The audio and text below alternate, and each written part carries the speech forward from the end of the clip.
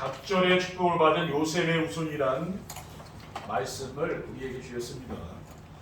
할렐루야. 아멘. 옆에 계신 성도님들과 축복의 인사를 하겠습니다. 237년도를 위한 영원한 응답의 축복을 누리며 삽시다. 전무후무한 기념비적인 교회를 세워 강화언약교회 시대의 주역이 됩시다. 강화언약교회 시대의 주역이 됩시다.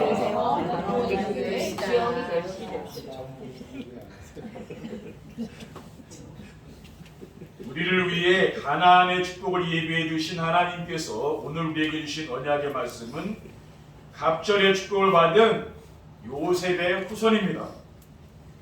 이스라엘 민족들이 하나님 말씀을 순종하여 언약궤만 따라갔더니 요단강이 갈라지고 여리고성이 무너졌으며 해와 달이 멈추는 전무후무한 역사가 일어났습니다.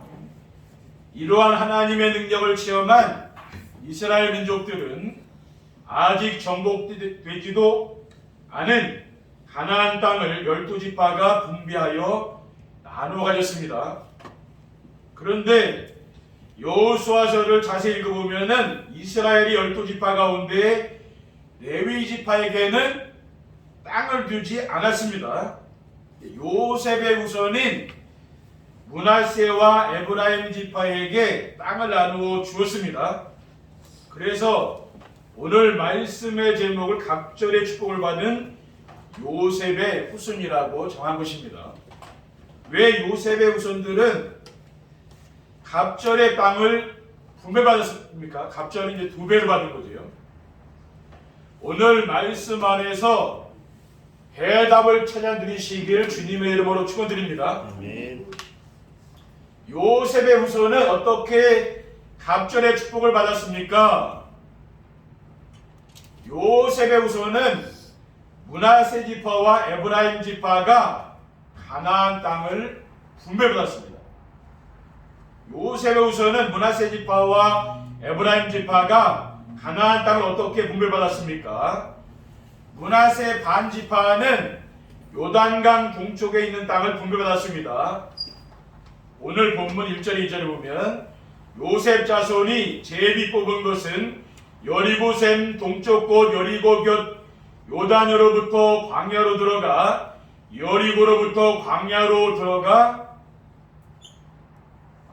베델 산지로 올라가고 베델에서부터 루스로 나아가 아래쪽 속의 경계를 지나 아더롯에 이르렀다고 했습니다.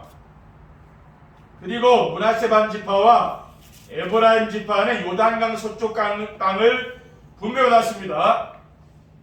본문 3절에 보면은 서쪽으로 내려가서 야블렛 족속의 경계와 아래 베토론과 게세레까지 이루고 그 끝은 바다라고 있어요. 그리고 이스라엘의 12아들 가운데 요셉의 후손만 2지파가 땅을 분배를 받은 것입니다. 10지파는 이 야곱의 아들 가운데 10지파는 땅을 그냥 한 몫만 받았는데 이 요셉의 후손 에브라임과 므낫세 그 요셉이 12아들 가운데 하나잖아요. 근데 이 자손들이 2몫을 받았다고. 요셉이 결국 요셉이 2배를 받는다니까 그렇죠? 본문 4절에 보면 요셉의 자손 므낫세와 에브라임이 그들의 기업을 받았다고 했습니다. 둘째, 그들의 조상 요셉이 하나님을 사랑하고 말씀을 순종하며 살았기 때문입니다. 그들의 조상 요셉이 하나님을 사랑하고 말씀을 순종하며 살았는데 어떻게 되었습니까? 그러니까 에브라임 지파와 므낫세 지파가 땅을 갑절의 복을 받았잖아요. 그건 왜 그렇습니까? 요셉 때문에 그렇게 된 거죠. 그렇죠? 그러면은 부모의 신앙생활이 자녀들에게 재앙과 축복으로 전달되는 것입니다. 아버지 야곱이 임종하기 전에 자녀들을 축복했습니다. 그러니까 부모에게는 자녀를 축복할 수 있는 축복권이 있잖아요. 창세기 49장 20절에 보면은 요셉은 무성한 가지고 셈의 곁에 무성한 가지라 그 가지가 담을 넘었도다 라고 하였고 25절에는 내 아버지 하나님께로 말미암나니 그가 너를 도우실 것이요 전능자로 말미암나니 그가 내게 복을 주실 것이라 위로 하늘의 복과 아래로 깊은 샘의 복과 젖먹이는 복과 태의 복이 이르르다라고 했습니다. 야곱이 요셉에게 지금 축복하는 거죠. 그렇죠? 그 축복이 어디로 갔습니까? 그 자녀들에게까지 전달된 거죠. 그리고 우상숭배를 하게 되면은 그 죄를 갚되 3세대까지 이르게 한다고 했습니다. 출애굽기 6장 4절 5절에 보면 너를 위하여 새긴 우상을 만들지 말고 또 위로 하늘에 있는 것이나 아래로 땅에 있는 것이나 땅 아래 물속에 있는 것의 어떤 형상도 만들지 말며 그것들에게 절하지 말며 그것들을 섬기지 말라. 나 내 하나님 여호와는 질투하는 하나님인즉 나를 미워하는 자의 죄를 갚되 아버지로부터 아들에게로 3세대까지 이르게 하거니와. 그러니까 우상 섬기면은 3세대까지 재앙이 내려가는 거죠. 그리고 하나님을 사랑하고 계명을 지키면 축복이 1000대까지 이르게 한다고 했습니다. 출애굽기 6장 6절에 나를 사랑하고 내 계명을 지키는 자에게는 1000대까지 은혜를 베푸느니라. 그러니까 하나님 사랑하고 하나님의 말씀을 순종하는 사람은 자손 1000대까지 복을 받는다고 이렇게 말씀하고 있잖아요. 우리 성도님들의 신앙생활이 여러분 자녀에게 다 영향을 주는 거죠. 그렇죠? 셋째, 요셉은 임마누엘과 하나님의 절대 주권을 믿고 자신을 하나님께 드렸습니다. 요셉은 하나님이 함께 하시는 임마누엘과 하나님의 절대 주권을 믿고 어떻게 자신을 하나님께 드렸습니까? 요셉은 시련이 와도 낙심하지 않고 유혹에 넘어지지 않고 맡은 일에 충성했습니다. 창세기 39장 4절에서 5절을 보면 요셉이 그의 주인에게 은혜를 입어 섬김에 그가 요셉을 가정 총무로 삼고 자기의 소유를 다 그의 손에 의탁하니 그가 요셉에게 자기 집과 그의 모든 소유물을 주관하게 한 때부터 여호와께서 요셉을 위하여 그 애굽 사람의 집에 복을 내리심으로 여호와의 복이 그의 집과 밭에 있는 모든 소유에 미친지라고 있습니다. 요셉이 애굽 보디발 장군의 이제 노예로 끌려갔잖아요. 노예살이를 하면서 거기서 일을 성실하게 했기 때문에 어떻게 됐습니까? 가정 충분했잖아요. 자기의 맡은 일에 충성을 다한 거죠. 그리고 범사를 하나님께 맡기고 하나님의 언약을 이루는 일에 자신의 삶을 드렸습니다. 창세기 39장 2절에 3절에 보면 여호와께서 요셉과 함께 하심으로 그가 형통한 자가 되어 그의 주인 애굽 사람의 집에 있으니 그의 주인이 여호와께서 그와 함께 하심을 보며 또 여호와께서 그의 범사에 형통하게 하심을 보았더라라고 했습니다. 그러니까 모든 범사를 하나님께 맡기고 하나님이 함께하는 걸 축복을 누린 거죠. 그렇죠? 그 노예살이 하는데도 하나님이 그 함께하는 축복을 누린 겁니다. 그리고 자신을 노예로 팔았던 형제들을 용서하고 하나님의 언약 성취를 믿었습니다. 자신을 이제 미디안 상인들에게 돈을 주고 팔았잖아요. 그러니까 완전히 어떻게 보면 죽인 거랑 마찬가지잖아요. 그렇죠? 외국에 팔았으니까. 그러니까 얼마나 이 사람이 상처가 많겠습니까? 그렇죠? 그런데 그 노예로 팔았던 형들을 다 용서하는 거예요. 그렇죠? 창세기 45장 7절 8절에 하나님이 큰 구원으로 당신들의 생명을 보존하고 당신들의 우선을 세상에 두시려고 나를 당신들보다 먼저 보내셨나니 그런즉 나를 이리로 보낸 이는 당신들이 아니요 하나님이시라. 하나님이 나를 바로에게 아버지로 삼으시고 그 온 집의 주로 삼으시며 애굽 온 땅의 통치자로 삼으셨나이다라고 있잖아요. 형들을 만났을 때 지금 요셉이 고백하는 거잖아요. 당신들이 나를 애굽에 한 게 아니고 하나님이 나를 이곳으로 보내왔다잖아요. 그래서 내가 총리가 돼서 지금 형들을 만난 거잖아요. 그때 한 고백입니다. 그러니까 내가 누구를 만났을 때 그 사람에게 하는 이야기가 중요한 거 아닙니까? 그렇죠? 요셉처럼 후손에게 갑절의 축복을 받도록 하려면 어떻게 하면 됩니까? 요셉처럼 우리 후손에게 갑절의 축복을 받도록 하려면은요, 하나님이신 언약을 붙잡고 하나님과 함께 하시는 임마누엘의 축복을 누려야 됩니다. 하나님이 주신 언약을 붙잡고 어떻게 하나님과 함께 하시는 임마누엘의 축복을 누려야 됩니까? 요셉은 꿈속에서 나타나 주신 하나님의 언약을 잡았어요. 창세기 37장 9절에 11절에 요셉이 다시 꿈을 꾸고 그의 형들에게 말하기를 내가 또 꿈을 꾼즉 해와 달과 열한 별이 내게 절하더이다 하니라. 그가 그의 꿈을 아버지와 형들에게 말하매 아버지가 그를 꾸짖고 그에게 이르되 내가 꾼 꿈이 무엇이냐? 나와 내 어머니와 내 형들이 참으로 가서 땅에서 엎드려 내게 절하겠느냐? 그의 형들은 시기하되 그의 아버지는 그 말을 간직해 두었다라고 했습니다. 그러니까 그 해와 달과 11별이 자기한테 절하는 꿈을 꾸잖아요. 그렇죠? 그러니까 형들은 얼마나 시기하겠습니까? 그런데 그 아버지는 그 마음에 담았다. 요셉의 꿈 이야기를 마음에 담았다 그랬어요. 그거는 뭡니까? 요셉과 그 아버지는 그 신앙이 통한 거죠. 그렇죠? 그거는 이제 하나님이 요셉의 앞으로 미래를 알려준다는 걸 알고 있는 거 아니에요. 그렇죠?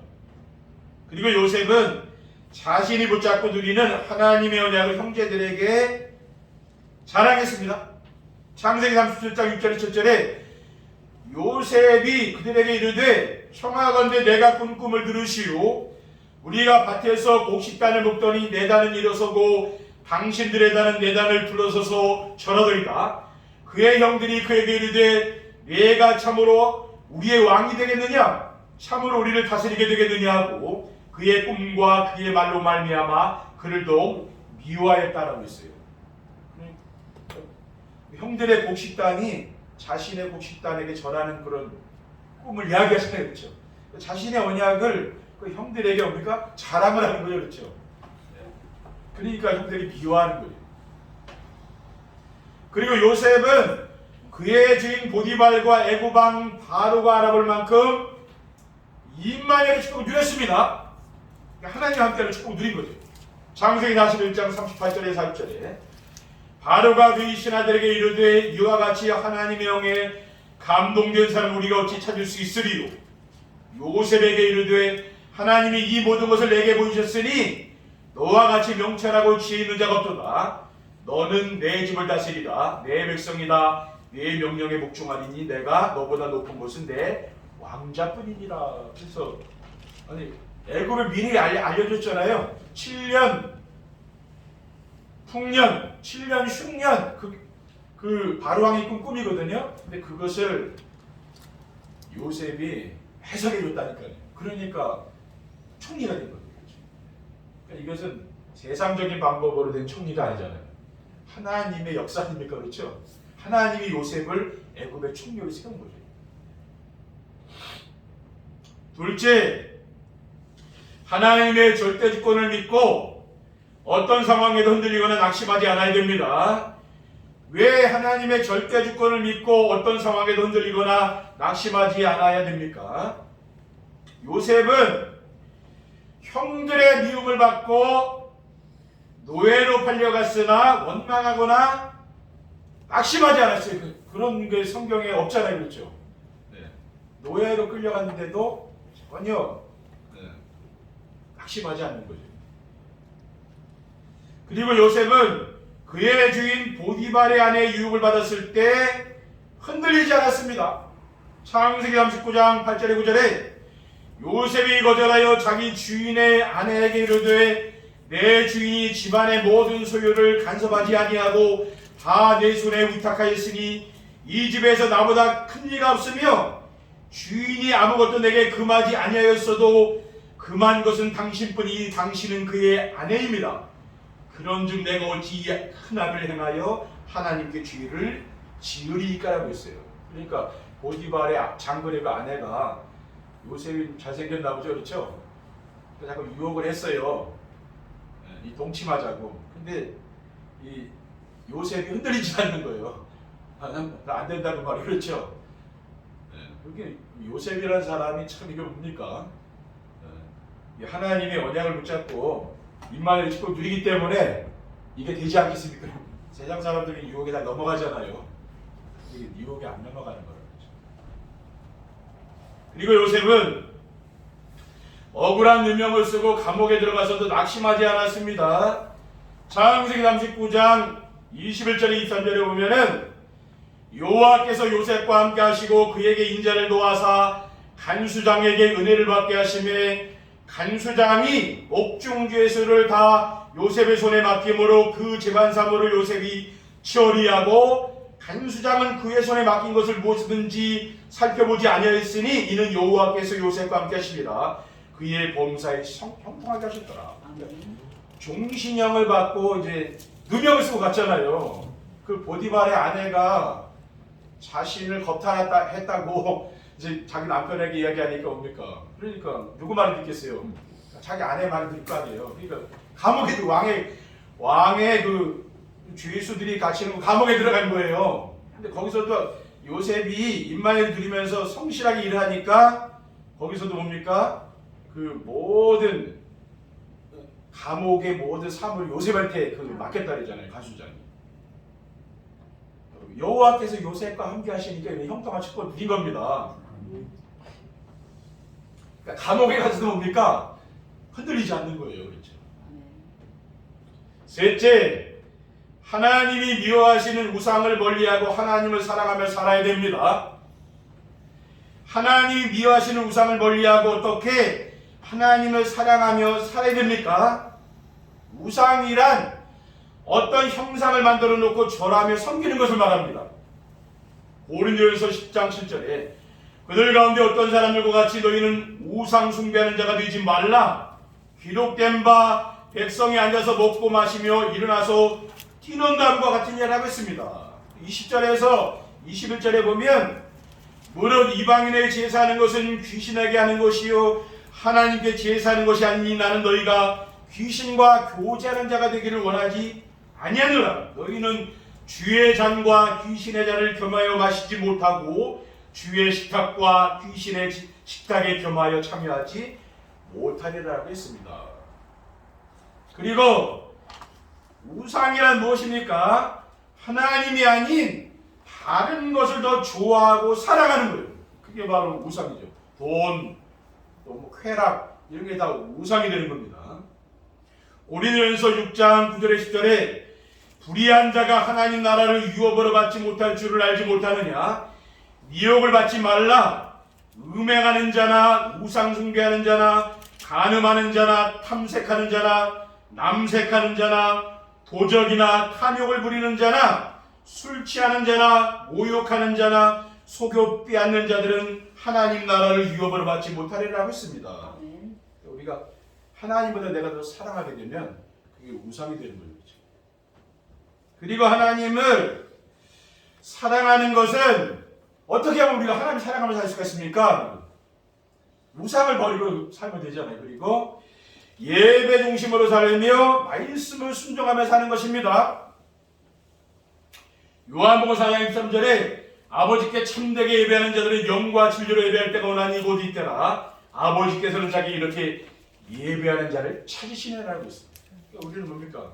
하나님께 예배드리며 예배 중심으로 모든 걸 사는 거죠. 그게 하나님 기뻐하는 삶이에요. 또 신명기 30장 9절에 10절에 내가 내 하나님 여호와의 말씀을 청종하여 이 율법책에 기록된 그의 명령과 규례를 지키고 내 마음을 다하여 뜻을 다하여 여호와 네 하나님께 돌아오면 네 하나님 여호와께서 내 손으로 하는 모든 일과 내 몸의 소생과 내 가축의 새끼와 내 토지 소산을 많게 하시고 내게 복을 주시되 곧 여호와께서 내 조상들을 기뻐하신 것과 같이 너를 다시 기뻐하사 내게 복을 주시리라 라고 했습니다. 하나님이 뭡니까?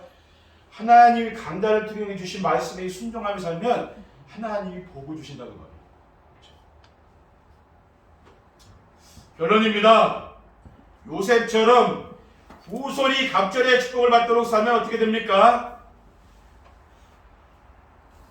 요셉처럼 후손이 갑절의 축복을 받도록 살게 되면은요, 하나님이 언약으로 주신 영원한 응답인 영원한 기업을 남기게 됩니다. 영원한 기업 뭡니까? 감람산 언약으로 오직이 된 제자. 그러니까 감람산 언약은 뭡니까? 부활하신 그리스도께서 40일 동안 제자들에게 남기고 가신 말씀이죠. 그리스도와 하나님 나라 성령 충만입니다. 사도행전 1장 1절, 1장 3절, 1장 8절 말씀입니다. 우리의 삶 속에서 복음이 오직이 되면은 하나님이 함께 하시는 임마누엘 축복을 누리게 됩니다. 그러면은 다른 것이 필요 없고 복음 하나로 충만한 삶을 살게 돼요. 그래서 복음이 오직이 되면 영원한 기업을 남깁니다. 그렇죠? 우리의 후손들이 뭡니까? 영원한 기업이 됩니다. 다윗이 시편 23편 1절에 여호와는 나의 목자시니 내게 부족함이 없으리로다 라고 했습니다. 그가 나를 푸른 풀밭에 누이시며 쉴 만한 물가로 인도하시는 듯 하고 있어요. 둘째, 하나님이 언약으로 주신 영원한 응답인 영원한 작품을 남기게 됩니다. 영원한 작품이란 무엇입니까? 오순절 마가다락방의 성령 충만의 역사를 체험한 성도예요. 금토일 시대를 열어서 의사들이 치유할 수 없는 영적 문제와 정신 문제를 치유해주고, 렘넌트와 다문화 가정인 TCK는 제3문화권의 아이들, 그래서 한국 사람과 필리핀 사람이 결혼했으면 거기서 난 아이들 있잖아요. 그게 제3문화권의 아이들, 그게 TCK라고 해요. 이 아이들을 우리가 뭡니까? 살려서 서밋으로 복음을 전해 서밋을 이어줍니다. 그러면 어떻게 됩니까? 그 영원한 작품이 되는 거예요. 하나 더 말씀드리면은 하나님이 언약으로 주신 영원한 응답인 영원한 유산을 남기게 됩니다. 영원한 유산은 무엇인가 하면은 안디옥 교회처럼 하나님께 쓰임 받는 교회입니다. 우리 강화언약교회가 이런 안디옥 교회 같은 교회가 되어 있잖아요. 이스라엘 5천 종족을 살릴 수 있는 영원한 유산을 남기는 겁니다. 우리나라에 들어와 있는 외국인 노동자들과 다문화 가족들이 찾아와서 예배할 수 있는 교회가 되면 되는 거죠. 그래서 전무후무하고 기념비적인 교회를 세워서 강화언약교회 시대를 열어가는 귀한 축복을 누리시기를 주님의 이름으로 축원드립니다. 기도하겠습니다. 사랑의 하나님 감사합니다. 오늘 요셉의 후손인 므낫세 지파와 에브라임 지파는 다른 지파에 비해서 갑절의 축복을 받았습니다. 요셉이 받은 그 축복이 그 후손들에게 전달된 것을 볼 수가 있습니다. 우리 성도님들의 신앙생활이 앞으로 우리 후손들에게 절대적인 영향을 준다는 사실을 우리가 믿고 늘 하나님 앞에 예배 중심으로 살며 늘 말씀에 순종하는 삶을 살아갈 수 있도록 주님께서 축복해 주시옵소서. 우리 구주 예수 그리스도의 이름으로 기도합니다. 아멘.